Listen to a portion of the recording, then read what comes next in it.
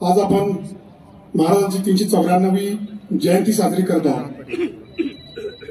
आपल्या सर्वांना कल्पना आहे महाराजांचं कार्य, त्यांचा इतिहास किती प्रेरणादायी आहे।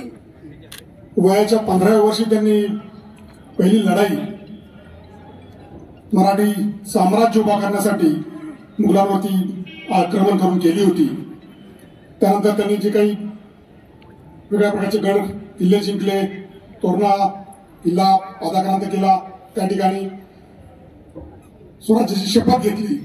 अशा प्रकारचं मोठं काम करून आपण आज महाराजांची जयंती या ठिकाणी साजरी करतो। मित्रो, अशा कार्यक्रमाच्या माध्यमातून आपली जी पुढची पिढी आहे, जे तरुण वर्ग आहे, जे बालमित्र आहेत, त्यांना कुठेतरी प्रेरणा देण्याचं काम आपल्या सर्वांना करायचं आहे।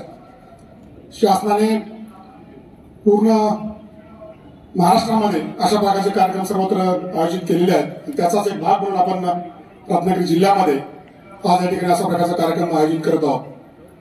फार मोठ्या संख्येने आपण सर्वजण जमलेले आहात आणि आपल्या सर्वांना एक पदयात्रा आपल्या सर्वांना करायची आहे आणि त्यानिमित्तानं बालमित्र सोबत येतील, सगळे नागरिक सोबत येतील आणि आपल्याला सांगितल्याप्रमाणे आपल्याला शिवसृष्टीपर्यंत जायचं आहे।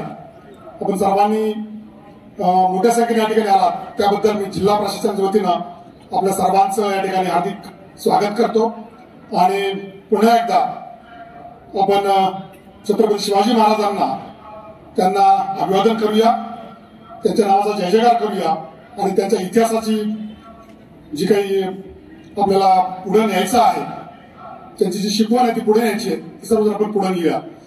छत्रपती शिवाजी महाराज की